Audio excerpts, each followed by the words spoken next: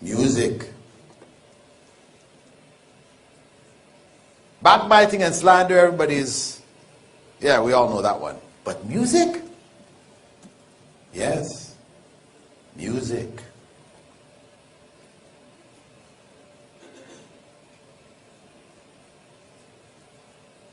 Music, as we know it today, produced by wind and stringed instruments, is haram. Yes. It has entered upon us. We are inundated by it. You can't even go to the bathroom without hearing music.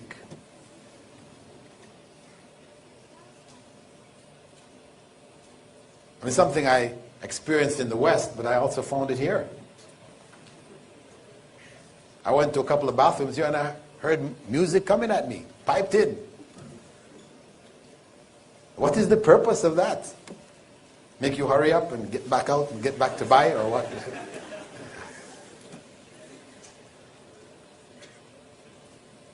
It's a challenge. And we should be clear on this point. Because of course you have people who will say, oh, Ibn Hazm,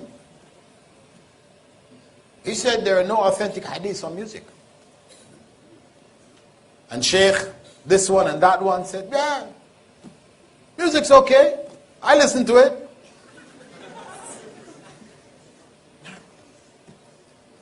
But when we look at the tradition of the early scholars of Islam, they made all kinds of statements against it. And there are hadiths which are sound. This topic, we should research it and be clear on it. Not go according to what is pleasing to us. That shouldn't be our criterion. Because I like music, I like to hear those who say it's okay. Those who say it's not okay, I don't like to hear them. This is not our criterion. You know, some people say, well, oh, you know, Dr. Bilal is an old guy, you know. He doesn't listen to it because he doesn't really know. Well, some of you may know that, yeah, I used to be a lead guitarist in a rock group. Yeah. It's not a part of my bio. But that was the reality. When I lived here in Malaysia, yeah, in East Malaysia, in Sabah, I was lead guitarist. Alhamdulillah, I found Islam. My bass player also found Islam, and the drummer also found Islam later. Alhamdulillah. None of us played music after that. But the point is that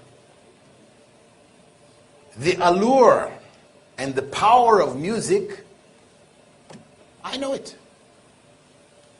And it became so obvious to me when, after accepting Islam, and I was still playing in nightclubs, I accepted Islam, and then I divorced myself from the culture of the other members of the group in which I played.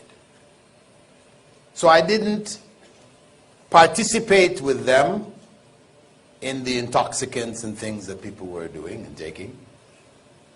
So in the nightclubs, I used to be the only sober one.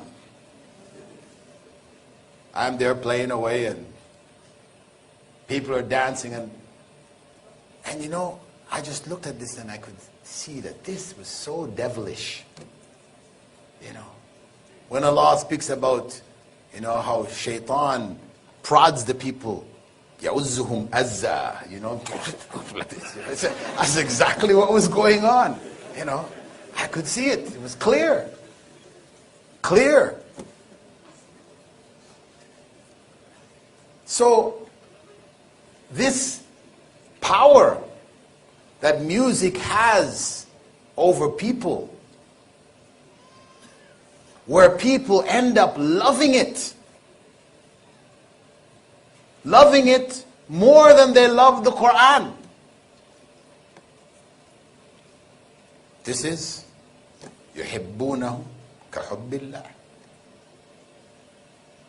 Their love for it, and that is why even attempts to replace it with anashid.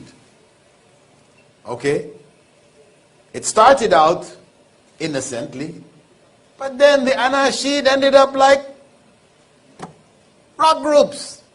The anashid artist comes in, there's smoke on the stage, and he's, hey, what's the difference? It's gone right back to that same thing. And people will enjoy, listen to anashid, you turn on the Quran and say, hey, no, I want to hear this artist or that artist. They feel more pleasure in hearing anashid than hearing the Quran itself. What is that? What is that scale? What has happened here? This is real. As some scholars refer to music, they refer to it as the Quran of Shaitan. Satan's Quran. And it goes into the heart. And it occupies the heart. And when it occupies the heart, there's no room for the Quran of Allah. That's the reality. It squeezes it out. And how you can know how powerful and the grip that it has on the human heart, you can find it in the fact that if somebody plays 2 bars of a song, which you didn't hear for 20 years, you heard it 20 years ago when you're a kid, but all you need to hear is just dun dun dun dun, it's back in your head. The whole song is there. Words, everything, it's all there. Like it never left. That is the way it is. This is real. So when Prophet Muhammad ﷺ warned us about it, he warned us about something which was dangerous. Dangerous for our souls. That's what Islam is there to do, to protect our souls. So, we have to divorce ourselves from this obsession. And no doubt it becomes an obsession.